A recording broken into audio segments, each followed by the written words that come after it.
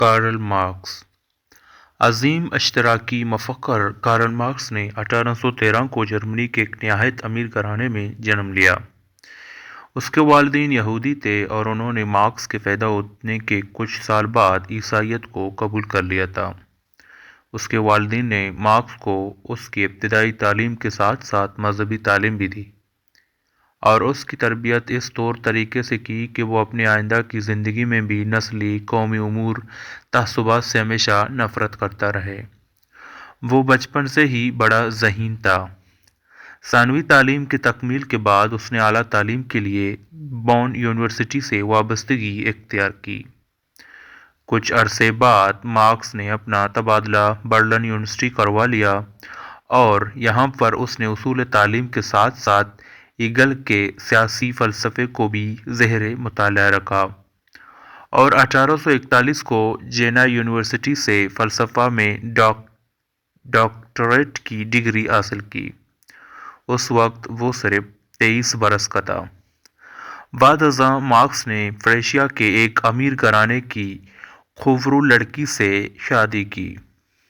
چونکہ مارکس دوران تعلیم ہی اشتراکی فلسفے کا عمیق مطالعہ کرتا رہا تھا، جس کے نتیجے میں اشتراکی فلسفے سے وہ اس قدر متاثر ہوا کہ وہ اشتراکی بن گیا اور اس نے اشتراکی کے اصولوں کا بڑے زور و شور کے ساتھ پرچار کرنا شروع کر دیا، جس کی وجہ سے وہ پریشیا کے حکام کی نظروں میں کھٹکنے لگا۔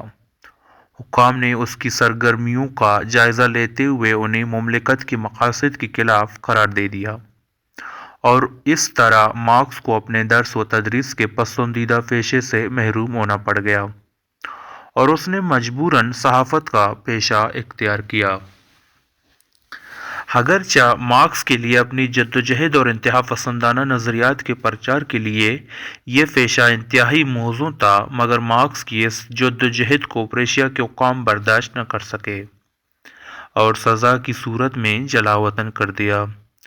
مارکس اپنی جلا وطن زندگی کا کچھ حصہ بیلجیم میں گزار کر پیرس جا پہنچا اور 1849 تک وہ وہیں مقیم رہا۔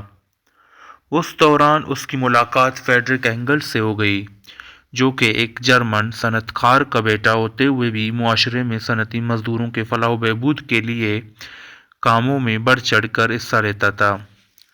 مارکس پر اس کے خیالات نے بڑے گہرے اثرات مرتب کیے اور ان دونوں مفکرین نے اپنی ذہنی ہم آہنگی کو بروئے کار لاتے ہوئے پیرس میں ایک اجتماعی منشور کی اشاعت کی۔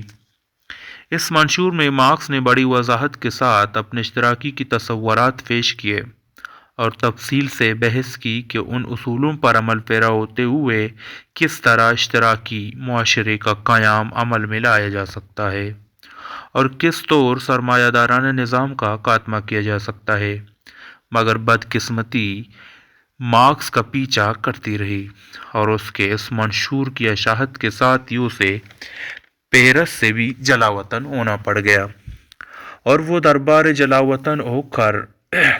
جلا وطن ہو کر انگلستان آ گیا اور یہیں مستقل رہائش کر لی۔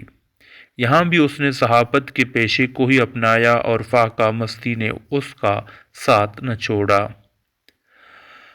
لہٰذا اس کی زندگی کے آخری ایام بڑی تنگ دستی میں بسر ہوئے، یہاں تک کہ اس کے بیوی بچے بیمار ہو گئے، بچوں کا انتقال ہو گیا اور بیوی ہمیشہ کی مریضہ بن گئی اور بالآخر یہ عظیم مفکر 1882 میں انتقال کر گیا۔